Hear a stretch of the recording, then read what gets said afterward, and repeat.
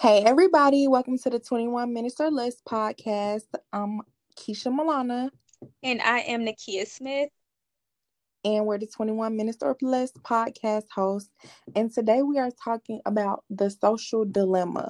If you haven't seen it, it's on Netflix right now, and it's pretty much a documentary type of film to show how addictive and detrimental being on social media can be, and also how these big tech companies, Facebook, Instagram, Twitter, YouTube, Pinterest, you name it, they are also pretty much exploiting our data in the way that we scroll on social media for profit. That's pretty much the easiest way I can say it. They are using, every time we scroll, every time we, stop and look at a post and actually watch a video, they use that data as a part of their algorithm to be able to help us find more and more stuff that we're going to be interested in. And they pretty much prey on the fact that we're on our phones. That's their whole business model, to keep us on our phones, to keep us addicted, to the point where it's honestly not healthy.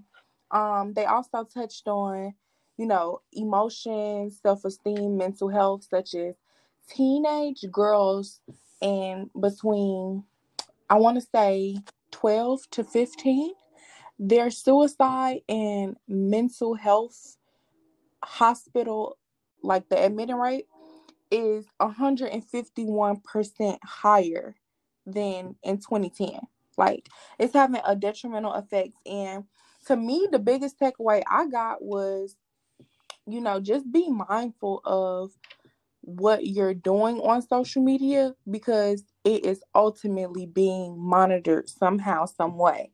So for me, I know it just started clicking even more, even I already knew this, but when you go into stores and then you see an ad on Facebook, they're targeting you. They know, oh, this person is by Target. Let me show them a Target ad. Maybe they'll run in Target. So I feel like it can be just very, very predatory in nature, and not necessarily in just a negative way, morally or ethically, but it can prey on your pockets. It's preying on your mental health. It's preying on a lot of stuff. So you just have to be really cognizant about when you're scrolling, that ultimately that's impacting your real life. It's impacting your pockets, whether you want to believe it or not.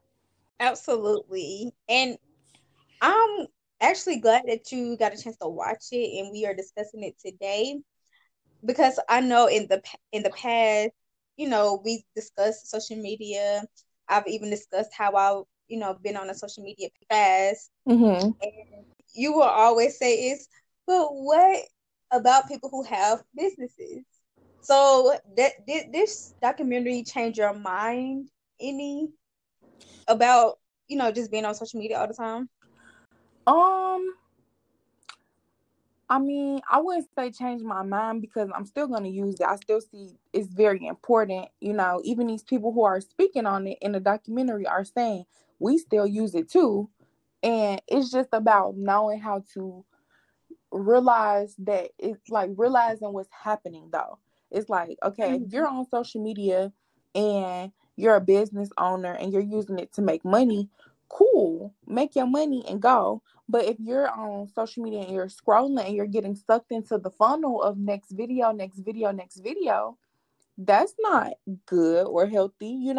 So it's just about what are you using it for? Because if it's for business, then it should always be productive. It should always Mhm. be focused. It should always be, okay, I'm going to be on social media for 20 minutes to post my post, do my caption, whatever, cool, and get off.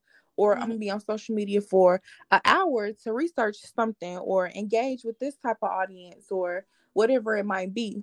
So the biggest thing, I guess I would say, that it made me more cognizant of as a business owner is honestly their business model and how they're profiting. And just seeing that it's more than just consumers. Like, when you're on there scrolling for free, you're what's making them profit more. But if you're a Right. business owner, and let's say you running your own ads, in a sense you're now you become a customer. You're not just a scroller anymore. You're a customer. So me, I know I personally use ads on Instagram and Facebook.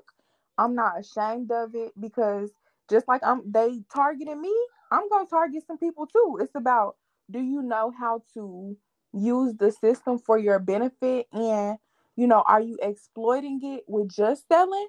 Are you running ads to do, to get people to your free stuff too, to where you just adding value and you want to reach more people? Or is it just to sell, sell, sell? It's a lot of different ways you can look at it. So for me, I know I'm on there, I'm using a system, I'm using a algorithm, but I'm also promoting stuff that I might not even make money off of. I just want to reach more people. So I don't feel like that's bad at all because I'm giving, more people a chance to get something free, which is what I want, which is a good way to use it. But when it's just profit, profit, profit, I feel like that can be negative. And again, it's just about knowing, like, if you know the game, then you can ignore it. But if you don't know the game, you're going to get suckered. So I feel like this documentary is going to help more people to be aware that you're getting suckered. It's not by chance you're next to Target and you're seeing a Target ad. It's not by chance you're, extremely close to Applebee's and then you start seeing an Applebee's commercial. Like, that's not by chance. And being aware of stuff like what the documentary talked about, that's important to know, like, to be able to say, okay, I know you're targeting me. I'm not going to fall for it. I'm not going to Applebee's. I'm going to actually go home and cook me some food. It's when you're getting suckered, that's when I feel like it's negative. And I'm not going to sit here and lie and say I never got suckered into nothing. But it's like now I'm more aware of it to the point where I'm like, okay, I know you're showing me this ad and I know exactly why. And I'm okay with that, but I know exactly why. And it also makes me more cognizant of the stuff that I like, the stuff that I actually stop and watch, because I know now that there literally is tracking how long I sit and watch something. So I want to spend more time on things that are meaningful. So when I do get more stuff that's suggested, that what I'm, like what I'm looking at, is not something that I wouldn't expect or something I don't want. It's something I'm actually spending time looking at. Right.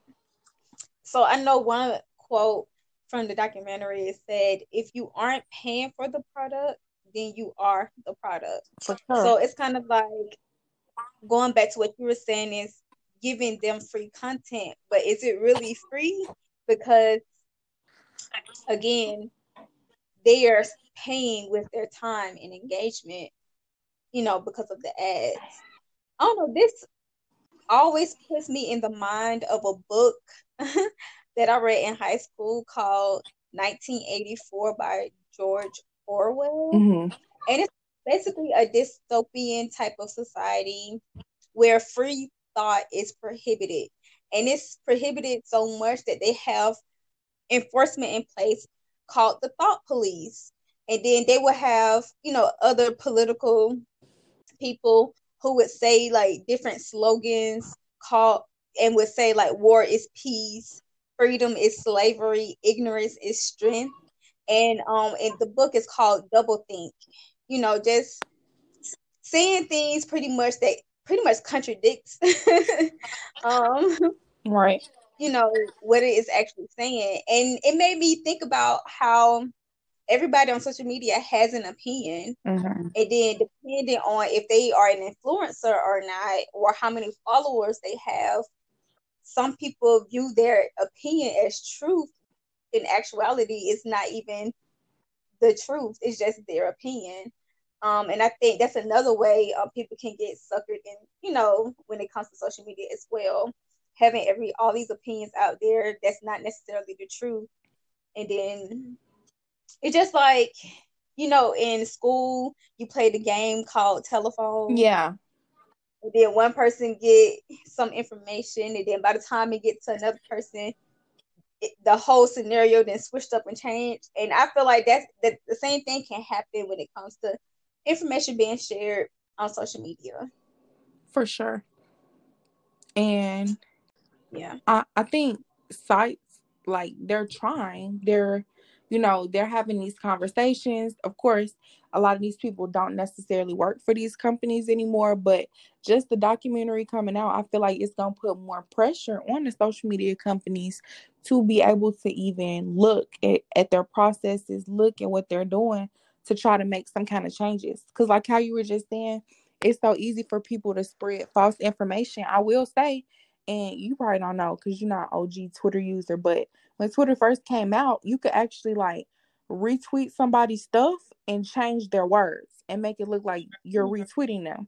So now you can't do that anymore. You have to just retweet it and quote your own stuff. So it is like little changes that you'll see throughout the existence of these social media platforms, but it's really just hard because like they said, you used to having the opinions of your crew, your people, the people you close with, but humans aren't used to having like so much opinions when it's 10 thousands of people, hundreds of thousands of people. And honestly, you never know what could get 10 thousands or 100 thousands of people opinion. Even if you're not an influencer, even if you don't got that many followers, just off going viral or just off other people sharing the content, you can still get all those opinions. And you might just be posting something for you, but somebody quoted it and made a joke, and now it's going viral. And now you got a whole bunch of negative comments right at your doorstep. So I feel like it's hard to control because it's so many people. Like you can't control everything. Even with the sites, a lot of times people blame the sites or the tech companies, and somebody posted something crazy to Twitter or Facebook and now people running with it. But you gotta think it's billions or millions of users on these sites. So how could they possibly fact check everything? You know? And it's so easy to impersonate other people as well on social media. The show on MTV Catfish, people are on social media and they aren't who they actually say they are. And you have the robots and you have the scammers. It just like it's so many things that can just go wrong on social media. But there are some positive things about social media as well, which you know being able to connect with people around the world. Just seeing, especially in Black culture, Black love, Black businesses, entrepreneurs, just us affirming one another, giving us each other positive affirmations. Platforms like this where we, talk about entrepreneurship, self care, and just taking care of ourselves. So, it's a downside, but it's also a good side. And I think that's with anything though. So Yeah, I think that's how I was saying. You gotta find your own good side, or you gotta, do your own education to feel like sufficient on making sure you're not falling victim to the things that they're doing, because somebody can only do something if you ignorant to it. If you know and you aware, it's like, is this really this, or is, this not this?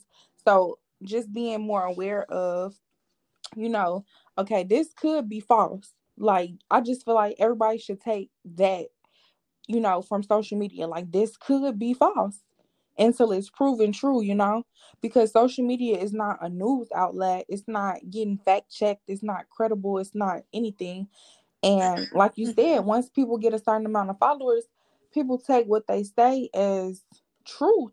And that's not always true. And that's why it's so important to just one, educate the youth on social media, the good and the bad, early. Because honestly, they're the first generation, the generation growing up right now that's going to have to deal with this. We didn't have, social media until I say probably like 13. Imagine social media day one. Like, you a baby with social media, or, your mama got you on a page already. Not knocking it, because I probably would do that same thing.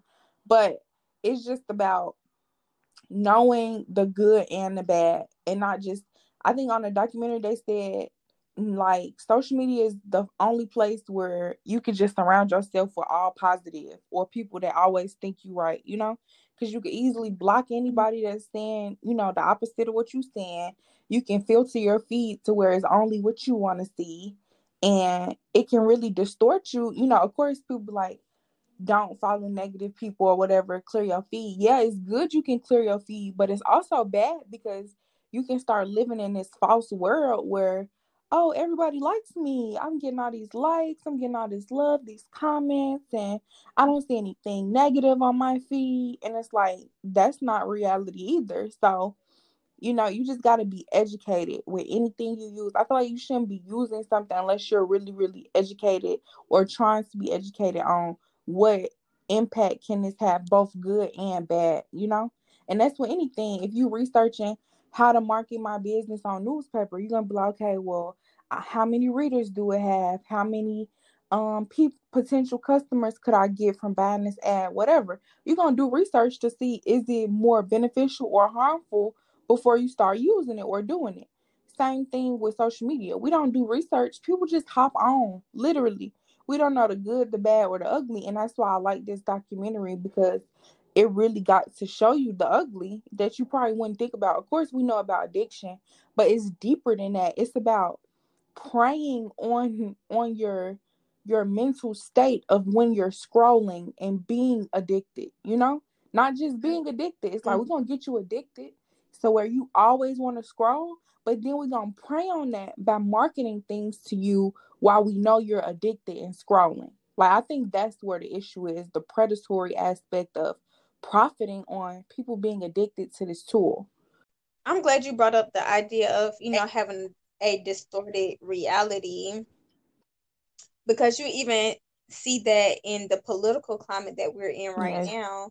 So it's kind of like, if you're a Democrat, that's all you're going to see. If you're a Republican, that's all you're going to see.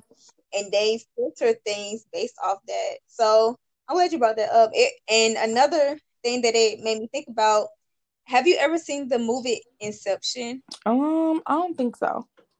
It's with Leonardo DiCaprio. So in the movie, he pretty much uses a type of technology to go into people's dreams and steal ideas and secrets. And he pretty much use it to his advantage when it comes to like the corporate world, and that's really how he makes his money. But in this time, he's set on a mission to plant an idea in someone's mind, which was like a CEO of a company. So instead of stealing the information, his job was to plant the idea in that person's mind. And I kind of feel like that's what they're doing when they're marketing to us. They're planting these little seeds in our mind that we need to go out and buy certain things, or we need to wear this, or in order to be successful, we need this house, we need this car, we need these shoes. We need to be an influencer, we need to be an entrepreneur. But at the end of the day, it's kind of like you have to self-reflect on who you are and what you want versus what society is trying to tell you what to be. Precisely. I agree. I think, yeah, that's what I've been saying. You just got to do your own research and decide for yourself, because what works for one person might not work for the next person. Even how they were saying on a documentary, two people could have the same exact friends, and their feeds gonna look totally different just because of how long they spend on each person's picture or what they click next to or whatever, just their own personal preferences. And it's like, I just feel like that's interesting, Like, we got the same exact feed, but we getting targeted in two different ways. So, yeah. Right. It's scary, right? Yeah, for sure.